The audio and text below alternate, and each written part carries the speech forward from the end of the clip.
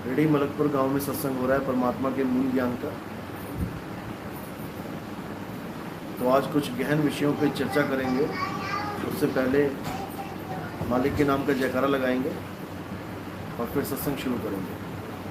बोलिए परमपिता परमात्मा की, सदगुरु बंदी छोड़ कबीर साहिब की, सभी संतों की, सभी भक्तों की, आज के आनंद की, सकल अंश को बंदगी साहिब बंदगी।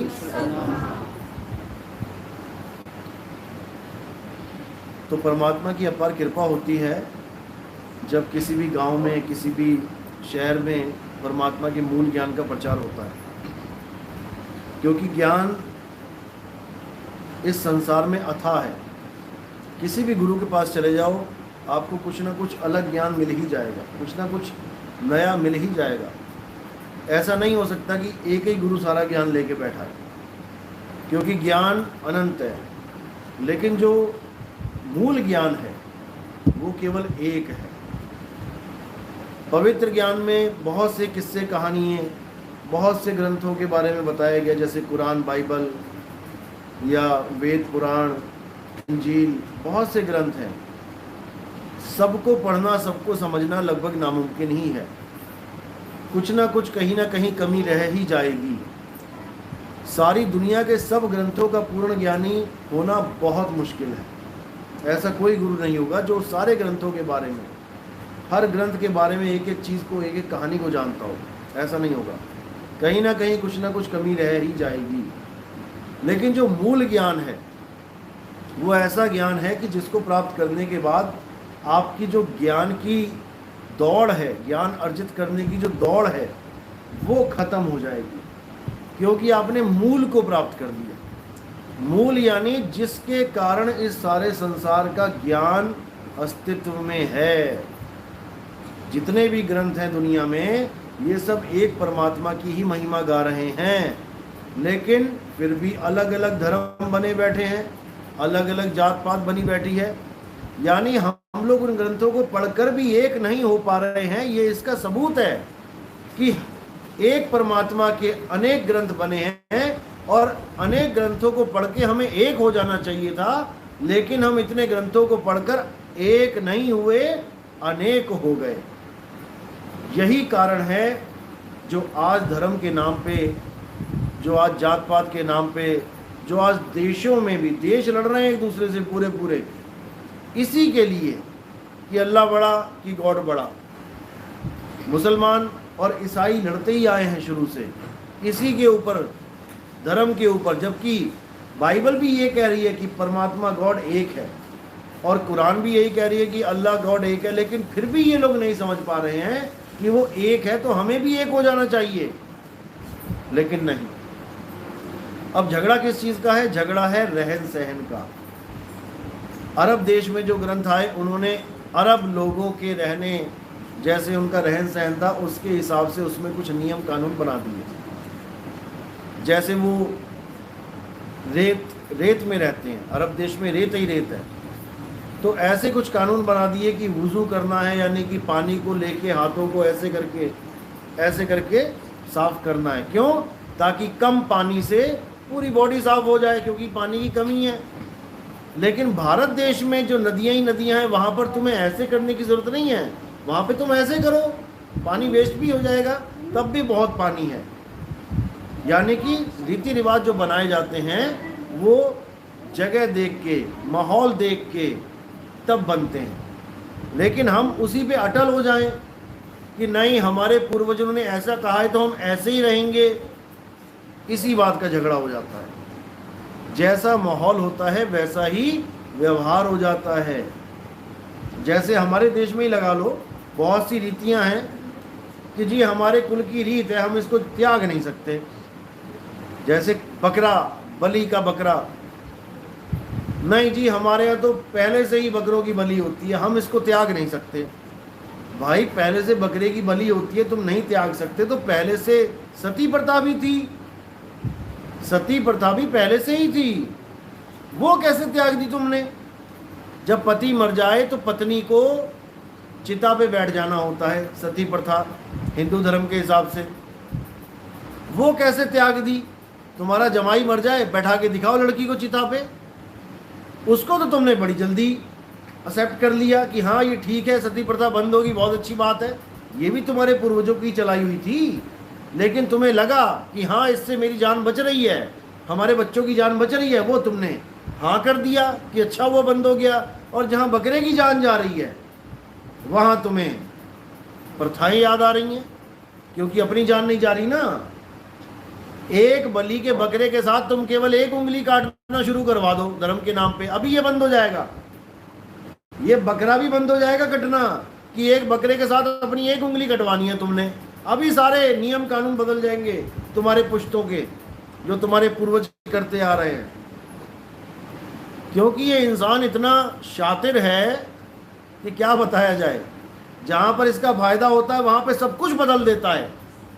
अभी कोरोना हुआ, कोरोना में इतने लोग मरे, एक बार भी पंडित ने घर जा के नहीं कहा, किसी भी रिश्तेदार ने किसी को फोन नहीं करा कि तेरा पिता मर गया, तूने हमें बुलाया क्यों नहीं, तेरा पिता मर गया, तूने अंतिम संस्कार क्यों नहीं कराया। वहां सबको पता है कि हम गए अंतिम संस्कार में तो हमारा भी अंतिम संस्कार हो जाएगा।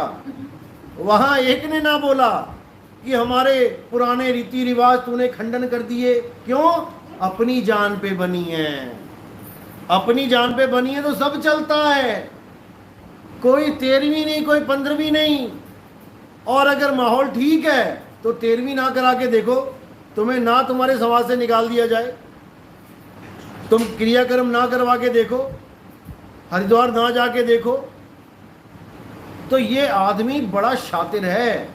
और ये शातिर क्यों है, क्योंकि जिनका लालच होता है, जिन लोगों का इन चीज़ों से, इन रिवाजों से, इन धार्मिक कुरीतियों से, ये तुम्हें सुधरने नहीं देंगे, क्योंकि उनका पैसा आ रहा है तुम्हारे पास से, इनका फायदा हो रहा है तुमसे, ये कभी तुम्हें बदलने, डरावा देंगे तुम्हें।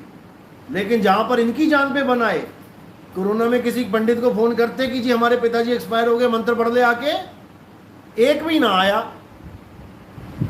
क्योंकि उसको पता है कि जो गया वो तो गया, पता लगा इसके चक्कर में मैं गया, वहां पे सब कुछ ठीक है, सबको स्वर्ग मिल गया, एक भी नरक नहीं गया, एक भी भूत नहीं बना।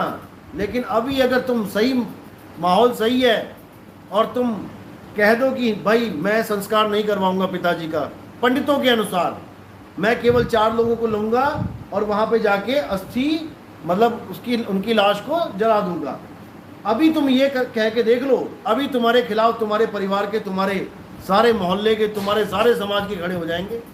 कोरोना में क्यों नहीं हुआ, कोरोना में कैसे तुम्हारे सारे रीति रिवाज बदल गए एकदम, वहां पर तो तुम लाशें भी लेने ना गए अपने माँ बाप की। तो ये सब केवल दिमाग का खेल है।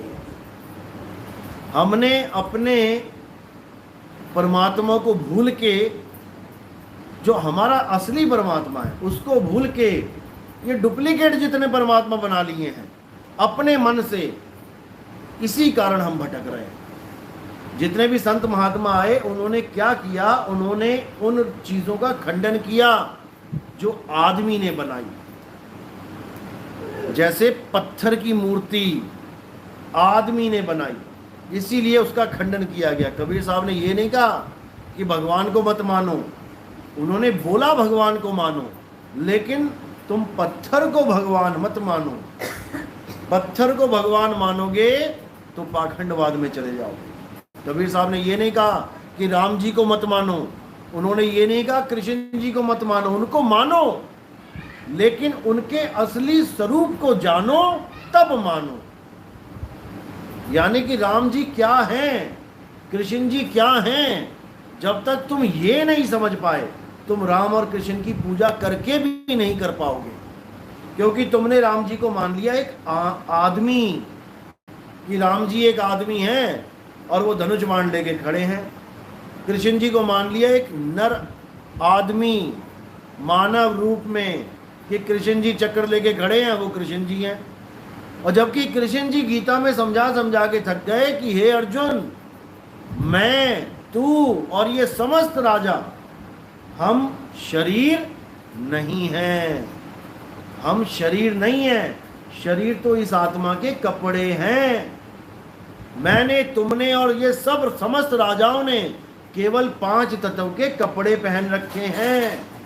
हम और तुम 5 तत्व के कपड़े नहीं हैं। जैसे हमने ये कपड़े पहन रखे सूती के, तो मैं सूती का थोड़ी नहीं हो गया, मेरे कपड़े हैं सूत के। तो इन कपड़ों को ही 10 इंद्रियां कहा जाता है। 5 कर्म इंद्रियां, 5 ज्ञान इंद्रियां। कर्म इंद्रियां क्या है? जिनसे हमें हमारा कर्म बनता है। जैसे मुंह से कर्म बनता है, हाथ से कर्म बनते हैं, पैरों से, लिंग गुदा से कर्म बनते हैं। और ज्ञान इंद्रियां क्या है? जिससे हमें ज्ञान होता है। जैसे लाल, पीला, हरा, गुलाबी, आंखों से ज्ञान हो रहा है। कुत्ते की आवाज़, शेर की आवाज़, हाथी की चिंगाड़, कान से ज्ञान हो रहा है। गरम ठंडा, चमड़ी से ज्ञान हो रहा है। तीखा, मीठा, कड़वा, जीभ से ज्ञान हो रहा है। बदबू, खुशबू, नाक से ज्ञान हो रहा है। तो ये हमारी 5 इंद्रियां कर्म इंद्रियां और 5 इंद्रियां ज्ञान इंद्रियां हैं। इन 10 इंद्रियों को हम अलग अलग करके अगर लटका दे दीवार पे किल्ली गाड़ के, तो कोई भगवान ना बोले इनको। आँख को कौन भगवान बोलेगा? आँख लटकी पड़ी है। कान को कौन भगवान बोलेगा? कान लटका पड़ा है। नाक को कौन भगवान बोलेगा? चमड़ा लटका हुआ है, चमड़े को कौन भगवान बोलेगा? कोई नहीं बोलेगा। लेकिन ये 10 इंद्रियों को तुम एक मनुष्य चोले के रूप में पैक कर दो। आँख की जगह आँख लगा दो, कान की जगह कान लगा दो, नाक की जगह नाक लगा दो। उसके बाद तुम जो पहले तो आदमी बना दो, 10 इंद्रियों का आदमी। उसके बाद तुम उसको कुछ भी बना दो। उसके गले में सांप लटका दिया तो वो आदमी ही शंकर दिखाई देने लग जाएगा। उस आदमी के हाथ में, उंगली में तुमने चक्र बना दिया तो वो आदमी तुम्हें कृष्ण जी दिखाई देने लग जाएगा। उसी आदमी के दाढ़ी टोपी लगा दी लंबी तो वो तुम्हें कबीर साहब दिखाई देने लग जाएगा। यानी ये सब 10 इंद्रियों का एक बंडल है। 10 इंद्रियां यानी एक मनुष्य का शरीर। उसके बाद तुम उसको कुछ भी बना दो तो तुमने किसको मान लिया? 10 इंद्रियों को राम मान लिया, 10 इंद्रियों को कृष्ण मान लिया, 10 इंद्रियों को कबीर साहब रविदास मान लिया। यही तुम्हारा भ्रम है। कई रविदास पंथ के गुरुजी, मेरी बात होती है, वो कहते हैं हमने सतलोक में जाके देखा कि रविदास जी महाराज सिंहासन पे बैठे हुए थे। मैंने कहा ये सिंहासन पे बैठे हुए कबीर पंथियों को भी दिखाई देते हैं। कबीर साहब सतलोक में सिंहासन पे बैठे हुए हैं, इसमें कोई बड़ी बात नहीं है। लेकिन क्या तुमने रविदास जी को देखा या रविदास जी के शरीर को देखा? तुम इसकी बात बता दो मुझे। तुमने रविदास जी के शरीर को देखा या रविदास जी को देखा? तुमने वो चेहरा देखा, आंखें देखी, नाक देखी, दाढ़ी देखी, बाल देखे, वो रविदास जी हैं या रविदास जी का शरीर है? जैसे ये मैं हूँ या मेरा ग्लास है, ये मैं हूँ या मेरी थाली है, मैं हूँ या मेरा घर है, इन दोनों में फ़र्क बता दो। वो फ़र्क नहीं बता पाया क्योंकि उसके गुरु ने जैसे उसको सिखाया था कि रविदास जी महाराज सिंहासन पे बैठे हैं। फोटो भी देखोगे रविदास जी महाराज की, सिंहासन पे बैठा रखा है, जबकि वो आज तक सिंहासन पे बैठे ही नहीं। वो तो जूती गांठते थे। सिंहासन पे कौन बैठता है? राजा महाराजा बैठते हैं, भगत थोड़ी नहीं बैठते हैं। तो रविदास जी महाराज को जैसा उन्होंने बताया कि ऐसे गुरुजी की फोटो देखी, वही कल्पना दिमाग में बैठ गई और उसके बाद जो उन्होंने कल्पना करी वैसा ही एक रूप मन ने बना के दिखा दिया।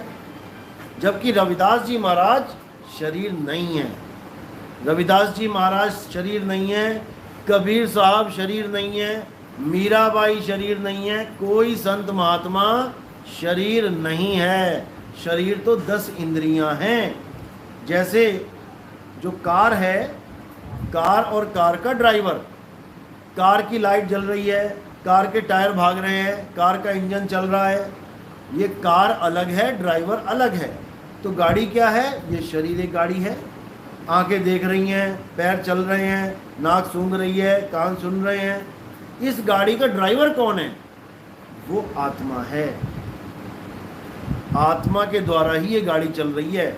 रविदास जी महाराज शरीर नहीं है, रविदास जी महाराज एक आत्मा है, अविनाशी हैं। उनका कभी ना जन्म हुआ है, ना ही उनकी कभी मृत्यु हुई। लेकिन लोग क्या लिखते हैं, रविदास जी महाराज इतनी तारीख को पैदा हुए और रविदास जी महाराज इतनी तारीख को मर गए। कबीर साहब का जन्म इतनी तारीख को हुआ, कबीर साहब इतनी तारीख को मर गए। अरे जब गुरु ही मर गया तो तुम्हें बचाएगा कौन? आज किसी भी संत की देखो जन्म दिहाड़ा मनाते हैं जी। आज क्या था, आज संत जी पैदा हुए थे। अगर संत जी आज पैदा हुए तो फिर कभी ना कभी मरेंगे भी, और जो मर ही गया वो तुम्हारा कल्याण कैसे करेगा? इसीलिए कबीर साहब ने बोला संत कोई शरीर नहीं है, संत हमारी आत्मा, हम संतन के जीव, और संतन हम में रम रहे, जीव माखन में घी। मक्खन में घी दिखाई नहीं देता और शरीर में आत्मा दिखाई नहीं देती, लेकिन सारा खेल आत्मा का है। आत्मा सार है, शरीर असार है। घी सार है, मक्खन असार है, क्योंकि मक्खन बदल जाता है। तुम घी को बदल के दिखाओ, घी के बाद कोई प्रोडक्ट बना के दिखाओ, घी के बाद कुछ नहीं बनता। घी तुम सालों साल पड़ा रहे खराब नहीं होता, लेकिन मक्खन देख लो खराब हो जाता है, दूध देखो खराब हो जाता है, दही देख लो खराब हो जाता है। घी क्यों नहीं खराब हो रहा है? क्योंकि घी सार है। इसी प्रकार शरीर किसी का भी अमर नहीं है। राम जी का शरीर अमर नहीं था, कृष्ण जी का शरीर अमर नहीं है, मीराबाई, रविदास जी सब शरीरों में आए और सब ने शरीर को त्याग दिया, शरीर को त्याग दिया, मरे नहीं। हे अर्जुन, तू, मैं और ये जितने राजा महाराजा इस युद्ध में खड़े हैं, ऐसा कोई समय नहीं था जब ये नहीं थे, और ऐसा कोई समय नहीं आएगा जब ये नहीं होंगे। तो किसने किसको मारा? क्या पांडवों ने कौरवों को मार दिया? नहीं मारा। हे अर्जुन, आत्मा ना तो किसी को मारती है ना किसी के द्वारा मारी जाती है। और कौरव और पांडव शरीर नहीं है, कौरव और पांडव आत्मा हैं, जिन्होंने इस नाशवान शरीर को धारण किया हुआ है। तो राम ने रावण को मारा? नहीं मारा। कृष्ण जी ने कंस को मारा? नहीं मारा। नरसिंह ने हिरण्यकश्यप को मारा? नहीं मारा। राम जी के कपड़ों ने रावण के कपड़े फाड़े, कृष्ण जी के कपड़ों ने कंस के कपड़े फाड़े, क्योंकि कपड़ा ही शरीर है। हे अर्जुन, ये शरीर एक कपड़ा है जो हर जीवात्मा ने धारण किया हुआ है, और समय आने पर वो इस कपड़े को त्याग के एक नया कपड़ा धारण कर लेती है। कहाँ करती है जाके कपड़ा धारण? हम नए नए कपड़े लेके आते हैं, कहाँ से आते हैं? मार्केट से लेके आते हैं, कपड़ों की दुकान से। और जो नया कपड़ा लेके आते हैं वो क्या होता है, उसका एक एक दिन पहन के वो घिसने लग जाता है, और धीरे धीरे धीरे धीरे बिना कपड़ा फाड़े ही वो ऐसा घिस के खुद ही फटना शुरू हो जाता है। तब हम उस कपड़े को बदल देते हैं। यानी अगर कोई तुम्हें ना भी मारे तब भी तुम शरीर को जर्जर अवस्था में त्याग देते हो। बूढ़ों को कोई मारता है क्या?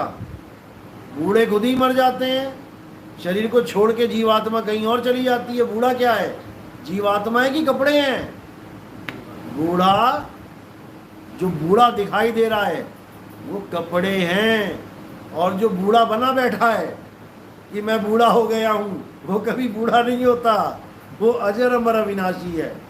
लेकिन उसके दिमाग में ऐसा डाल दिया गया है, ऐसा भर दिया गया तुम्हारे अंदर कि तू अभी बच्चा है, अब तू बड़ा हो गया, जवान हो गया, एक दिन तू बूढ़ा हो जाएगा, फिर तू मर भी जाएगा।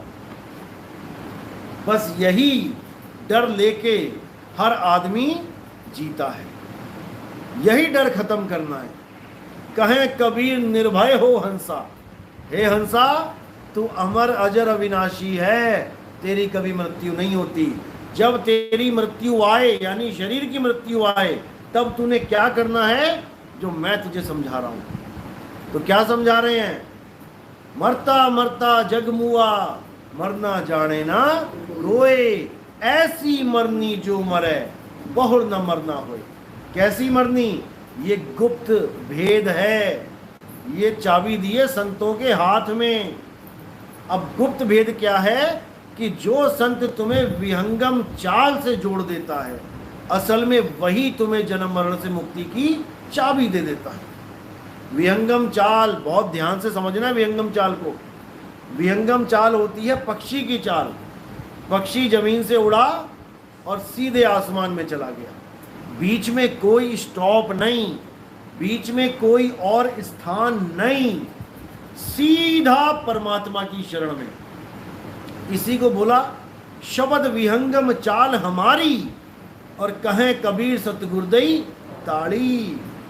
खुले कपाट शब्द झनकारी, पिंड अंड के पार सो देश हमारा है। कर नैनो दीदार महल में प्यारा है, यानी पिंड अंड के पार, सीधे विहंगम चाल से पिंड अंड के पार पहुंचना है। लेकिन गुरुआ लोग क्या करते हैं कि नहीं नहीं, पहले तुम्हें नाभि में ध्यान करना पड़ेगा, नाभि में गांठ लगी है सांसों के साथ। अरे नाभि छोड़ो, मूल में गांठ लगी है, मूल चक्कर से शुरू करो ना। पहली गांठ मूल में लगी है, फिर इंद्री में लगी है, फिर जाके नाभि में लगी है। नहीं तो नाभि से स्टार्ट हो रहा होता काम। नाभि तो सेंटर पॉइंट है हमारा। आप पूरे शरीर का मध्य देखोगे तो नाभि है, नाभि सेंटर है, मूल नहीं है।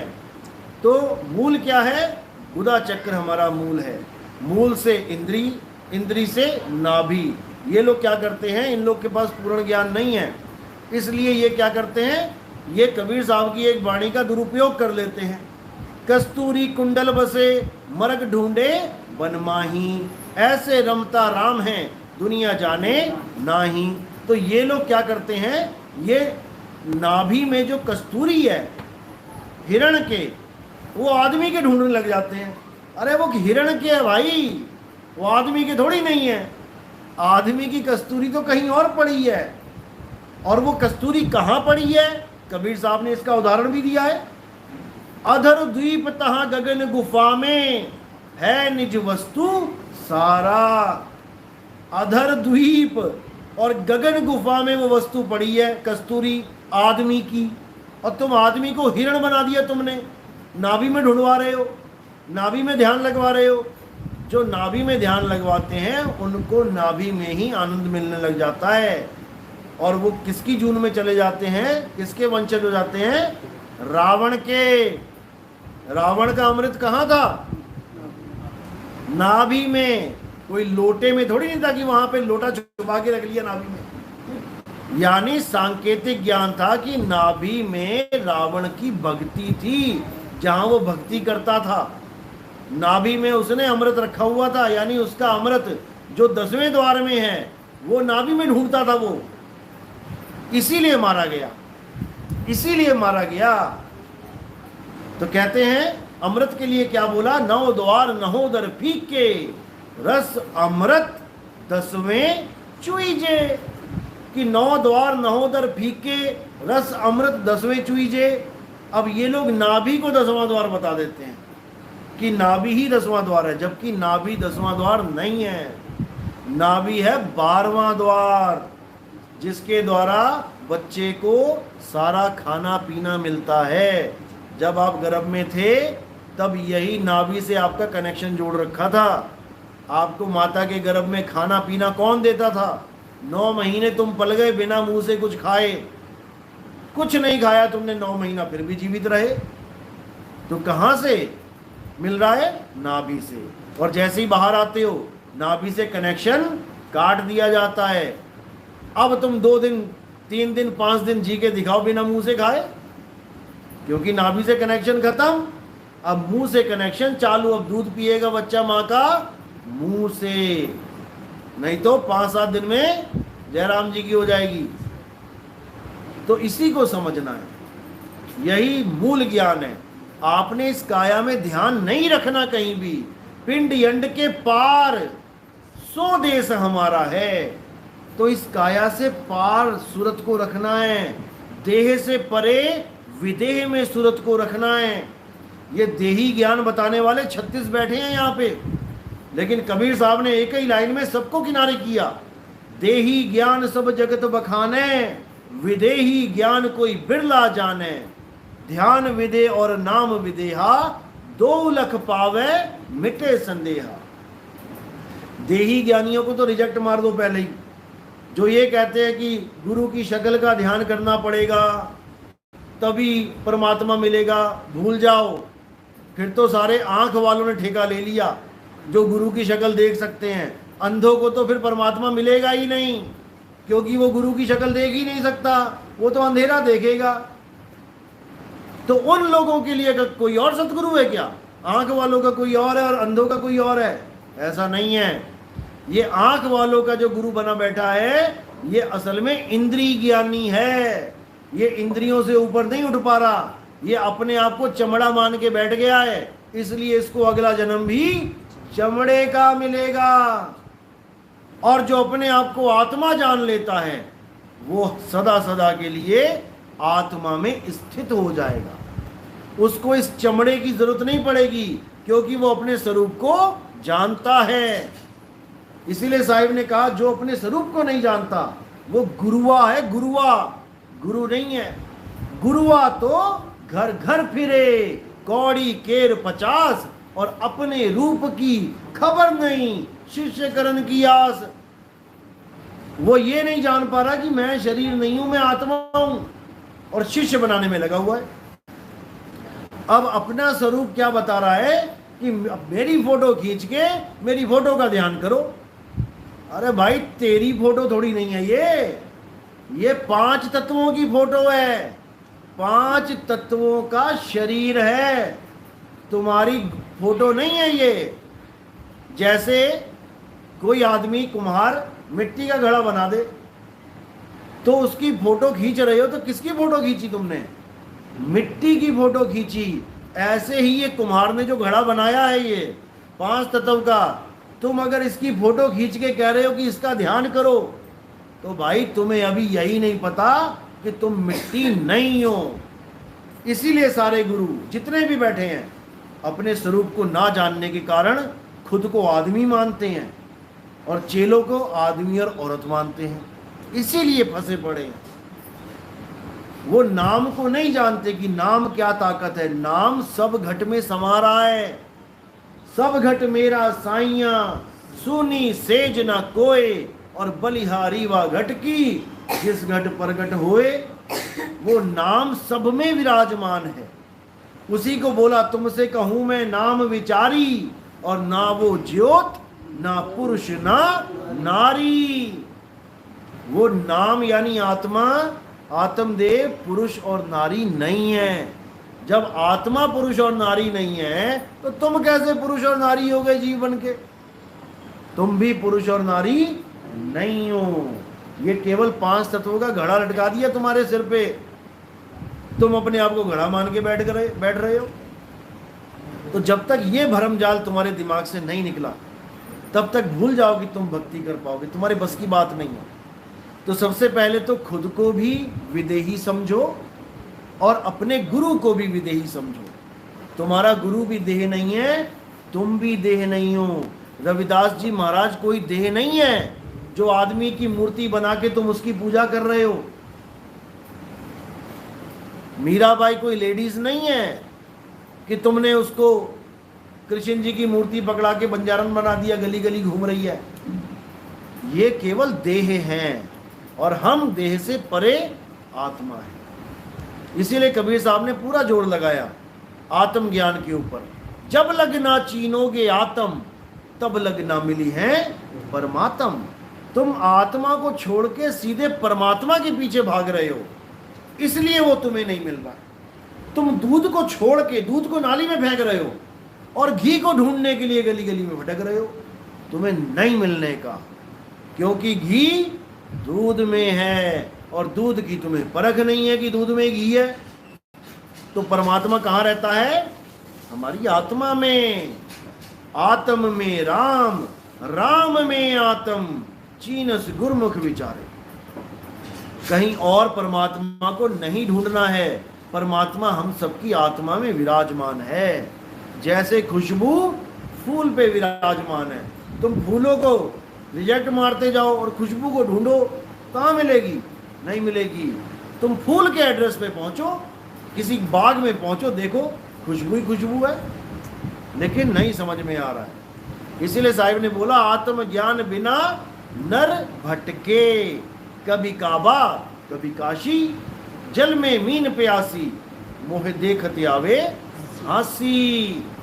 हमारी आत्मा में ही परमात्मा का वास है, लेकिन हम नहीं समझ पा रहे। हम गलती से अपनी काया में ढूंढने लग जा रहे हैं, क्योंकि वाणी का हमें अर्थ नहीं पता, क्योंकि हमें भेद नहीं पता। वाणी कह रही है सब कुछ अंदर बाहर नाही, और बाहर खोजे परम पुलाही, यानी भरम में भूल जाओगे।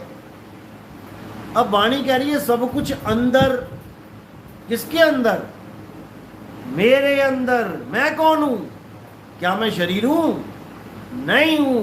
तो फिर शरीर के अंदर हुआ? नहीं हुआ। मैं क्या हूं? आत्मा हूं। तो कहां हुआ? आत्मा में हुआ।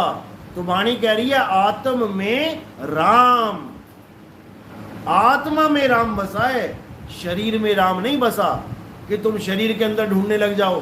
कोई नाभि में ध्यान लगवा दिया किसी ने त्रिकुटी में ध्यान लगवा दिया, किसी ने मूल चक्र में ध्यान लगवा दिया, किसी ने कंठ में लगवा दिया, किसी ने श्वासों में लगवा दिया। श्वास में कहाँ है? श्वास भी पिंड में ही है, इस काया में ही है, लेकिन परमात्मा काया में नहीं है।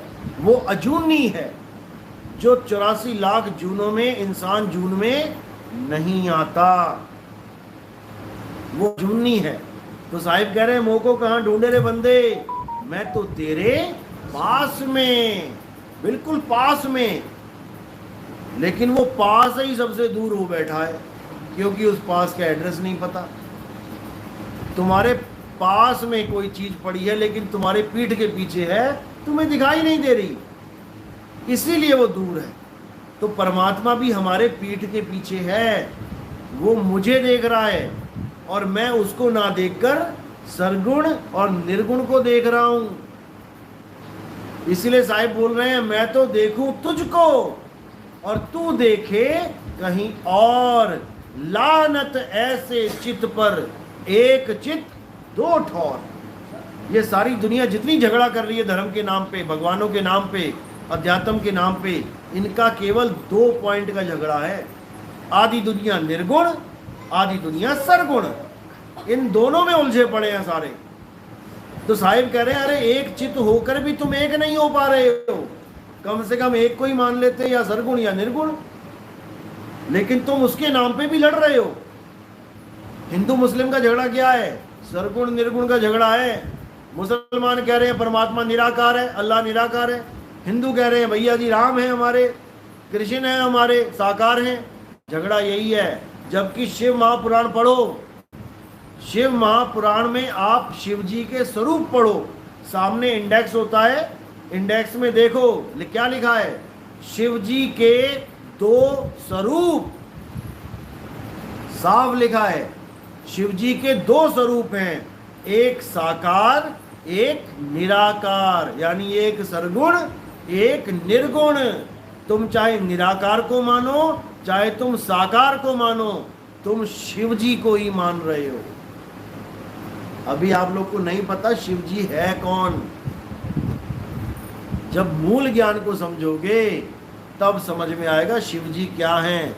ये निर्गुण निराकार और सरगुण साकार दोनों शिव के ही रूप हैं, अलख निरंजन के ही रूप हैं। इसीलिए कबीर साहब कह रहे हैं कि निर्गुण सरगुण द्वंद्व पसारा और दोनों पड़ गए काल की धारा। निर्गुण सरगुण वाले को कह रहे हैं तुम बेवकूफ हो, सरगुण निर्गुण वाले को कह रहे हैं तुम बेवकूफ हो, दोनों लड़ रहे हैं और दोनों ही पड़ गए काल की धारा, क्योंकि दोनों ही सत्य नहीं है। सरगुण साकार काया है और निर्गुण निराकार मन है। इन दोनों से परे कौन है? वो तुम्हारा आत्म स्वरूप है, जो साकार से निराकार से दोनों से भिन्न है। ये तुम्हें तब समझ में आएगा जब मैं शिव महापुराण खोल के सत्संग करूंगा, तब उसमें एक एक चीज समझाई जाएगी कि कैसे इनके 2 स्वरूप हैं और कैसे इनकी सारी लीला चलती है। शिव जी की लीला ही है जो नारद मुनि जैसा भगत जो पूरा दिन भगवान का नाम जपता है उसी भगवान को श्राप दे देता है। भगत ही भगवान को श्राप दे रहा है। ये शिव जी की लीला है। और शिव जी की क्या क्या लीलाएं हैं, ये जब शिव महापुराण खुलेगा तब आपको समझ में आएगा। लेकिन जो मूल चीज है वो है आत्मा।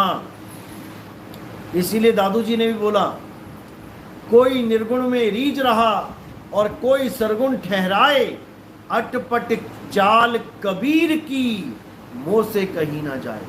कबीर साहब निर्गुण निराकार और सरगुण साकार दोनों को नहीं मानते थे। ये लोगों को नहीं पता है। अभी लोग उनको निर्गुण वाले समझते हैं कि कबीर साहब मूर्तियों का तो खंडन करते थे लेकिन वो निर्गुण निराकार परमात्मा की बात करते थे। नहीं करते थे। उन्होंने निर्गुण निराकार ब्रह्म और माया को बोला है। निराकार निर्गुण है माया। हर जगह उन्होंने निराकार को माया बोला, ब्रह्म बोला, और साकार को उन्होंने खंडन किया। लेकिन निर्गुण सरगुण दोनों से न्यारा और जानेगा कोई जाननहारा, वो कबीर साहब ने ज्ञान दिया है। ना निराकार है परमात्मा, ना साकार है परमात्मा, दोनों से परे शब्द स्वरूप है परमात्मा। अरे हम हैं शब्द, शब्द हम माही, और शब्द से भिन्न और कछु नाही। शब्द न बिन से देही, कहें कबीर हम शब्द सने। शब्द ही हमारा रूप है। आप भी शब्द हो। कहते हैं शब्द हमारा तू शब्द का, सुन मत जा सरक, और जो चाहे निज रूप को शब्द ही ले परख। लेकिन कौन परखे शब्द को? ऐसा जाल बुन दिया शब्दों का कि कोई निकल नहीं पा रहा है। तो साहिब को कहना पड़ा, अरे शब्द शब्द बहु अंतरे, सार शब्द मत लीजिए। और कहें कबीर जहां सार शब्द नहीं, दृग जीवन सो जीजे।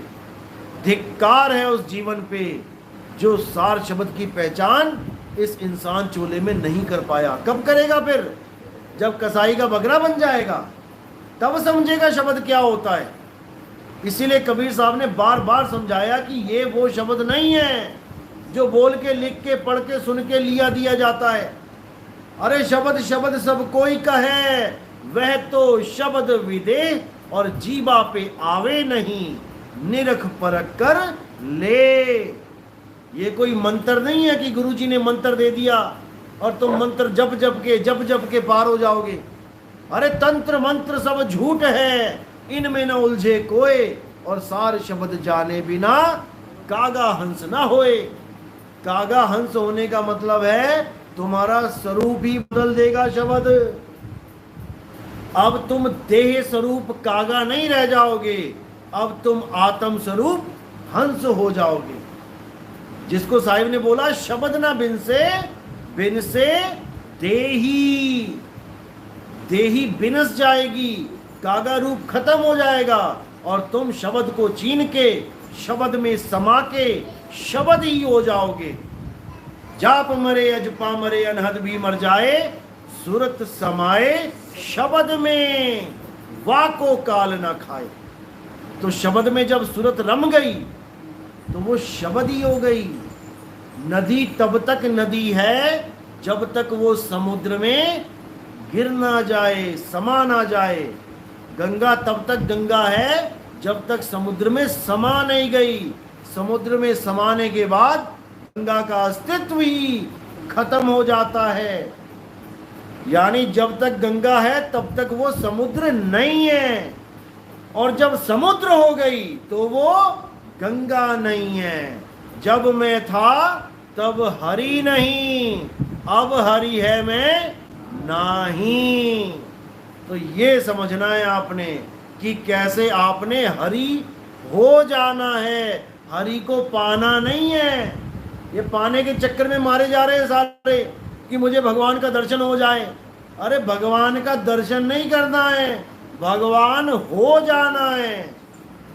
तो कहते गरीबदास जी की वाणी है, कोटि तो ब्रह्मा भय और कोटि भय ईश, साहिब तेरी बंदगी से जीव बने जगदीश।